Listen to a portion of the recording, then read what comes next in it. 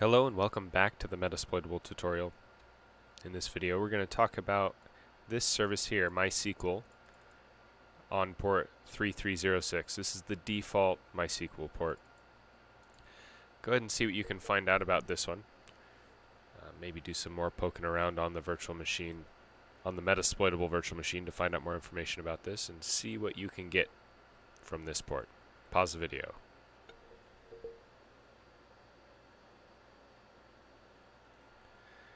Alright, if you were able to figure that out, figure out how to use this to your advantage, great job. So this port, again, it's similar to this last one if you saw the last one. We can't necessarily pop a shell with this one, but we can get some useful information from it. It's very similar to the last one as well. We're going to use, let's see, bring up my Metasploit console here. We're going to use an auxiliary scanner again. They're pretty handy.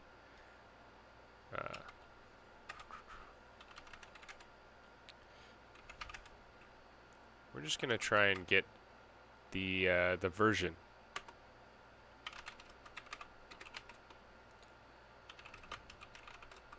We'll set. Oops. Set our hosts to our Metasploitable machine. We'll run it. And we can see that we're running MySQL 5.0.51a. Now, as far as I know, there's not any exploits for this. But, at least not any that would pop a shell. However, we can do something similar like what we did before, where we can run a brute force and we can find a list of usernames and passwords and that sort of thing. So we can use auxiliary scanner, MySQL login. It's very similar to that FTP one that we used last time.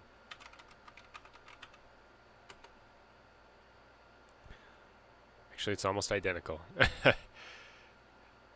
So we're going to go ahead, blank passwords true.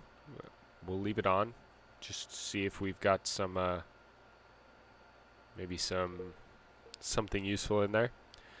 Brute force speed, we'll slow that down to 3 like we did last time. Set our pass file to the one that we created last time.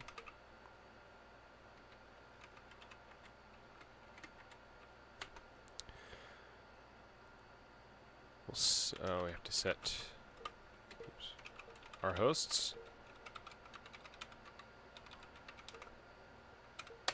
to our Metasploitable machine.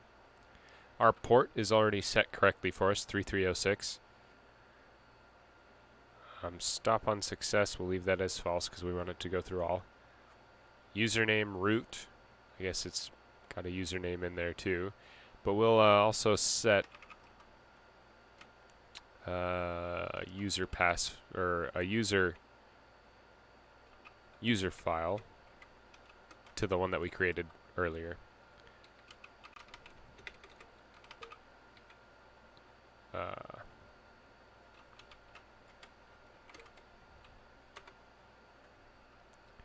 And I think it will use this username plus our user pass file. If not, we might have to modify some stuff. And then verbose true. I think that is everything. And we'll go ahead and run this.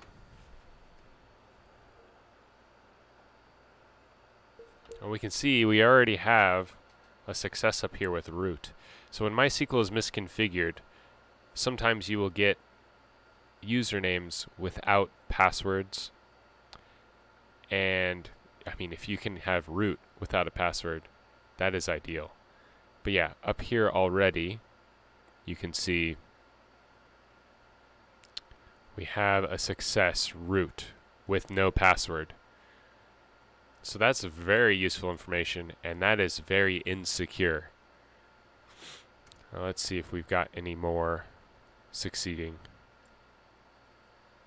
Nope, it looks like that was our only success out of that one. So, like I said, when MySQL is misconfigured, you can get stuff like this guy here. Thanks for watching, and we'll see you in the next one.